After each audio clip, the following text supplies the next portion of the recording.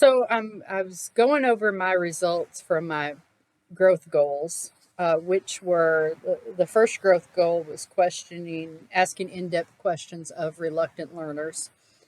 My second goal was using rubrics and scales in the classroom. And then my last one was student tracking, uh, student tracking their own learning. I'm a little surprised by some of my results. The first result, asking questions of reluctant learners, I had a little bit of growth. I went from 3.72 to a 3.78. I kind of expected that. I still struggle with asking questions of reluctant learners. I tried to pull them in uh, a little bit more without them feeling like they're being targeted. I try to make it fair to where all students realize I'm going to ask questions of everybody, um, but that still gets a little difficult. I do stress to them that, I mean, this is a math classroom. Your answers are not always going to be correct. My answers are not always correct. And that does help ease a little bit of it. That is a goal I still definitely need to be working on. My second goal, using rubrics and scales, I went from a 3.45 to a 3.73. They do have a clearer understanding of how their assignments are being graded. In the survey question, one of the answers that I scored low on, it was, do they know the difference between a 2, 3, and 4 rating?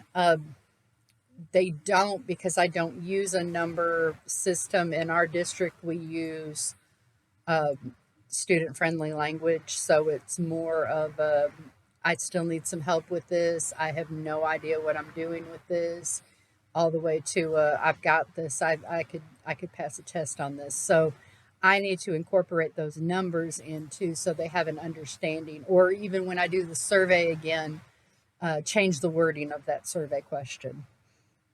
The last one was the one I was the most surprised with, the student tracking system. I was the most proud of changing this goal and incorporating this into my classroom. I give them a learning targets document for the unit, and about once every other week we pull that out and they kind of rank their learning, where they're going with it. Um, Starting with, I've got no idea what this learning target means, all the way to, I've got this, I could pass a test on this. And that went from a 3.6 down to a 3.55. I was really surprised on that because I really felt that this is the area I should have shown the most growth in.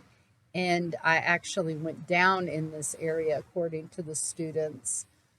So I think what I'm going to do with that is just point out to them the reason why we do a learning tracking system, the reason that I post the learning goals, in the classroom. And I even make an agenda every day that goes into their Google Classroom that has the learning goals stated.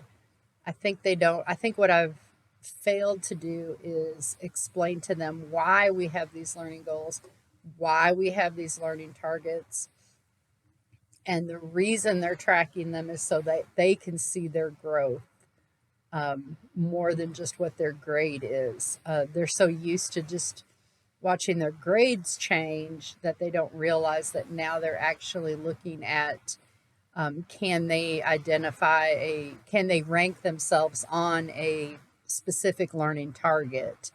So the area that I thought I should grow the most in, I think I just need to, when we do an activity with this, I think I need to be clear on why we're doing this activity.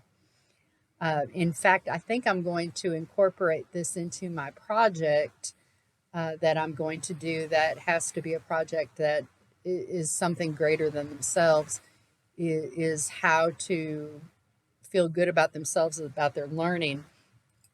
And a tracking sheet will help them see that even though their grade might not be changing a whole lot, what they're learning can be changing. So I think I'm going to try to incorporate that into my project because I do think that's an area that I'm very passionate about and an area that I think I should show a lot of growth on. So I'm excited to do this survey again later in the year after I've explained this a little better to them.